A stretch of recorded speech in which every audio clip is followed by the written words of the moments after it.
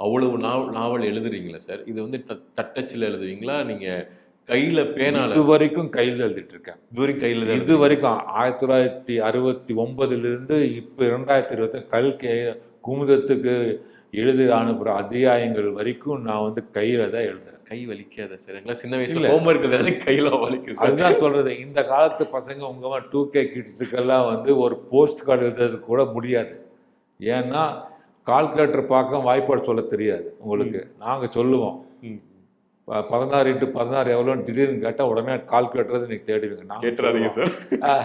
இல்லை நான் சொல்கிறேனே, எங்களுக்கெல்லாம் மனப்பாடம். ஏன்னா வாய்ப்பாடு எல்லாம் மனப்பாடமாக நாங்கள் சொல்லியிருக்கோம். இப்போவும் வந்து ஃப்ரம் மைண்ட் டு பேப்பர் தான். ஓகே. பேனா, பேப்பர், A4 ஷீட்டில் எழுதுவேன். எழுதி டைப் அடிக்க கொடுத்துருவேன்.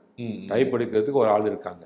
கொடுத்துட்டு அதை ஒரு ப்ரூஃப் பார்த்துட்டு குமுதத்துக்கு அப்படியே வந்து வேர்டு ஃபைல் டாக்குமெண்ட்டாக அனுப்பிச்சிடுவேன். ஓகே, அவ்வளோதான் சார். அப்படியே ரிவர்ஸில் இருக்குது சார். ஓகே, ஆமாம், அப்படியே இருக்குது. இதுதான் வந்து ஏன்னா அப்போ தான் கேரக்டர்ஸ் எல்லாம் சுற்றி நின்றுட்டு டயலாக்ஸ் தானாக வரும்.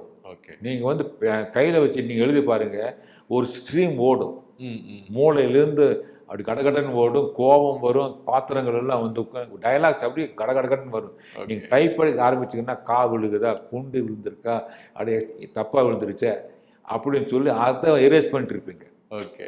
அடிப்பீங்க, அட தப்பு கூ விழுந்துருச்சா அப்படிங்கும்போது இங்கே டைவர்ட் ஆகும்.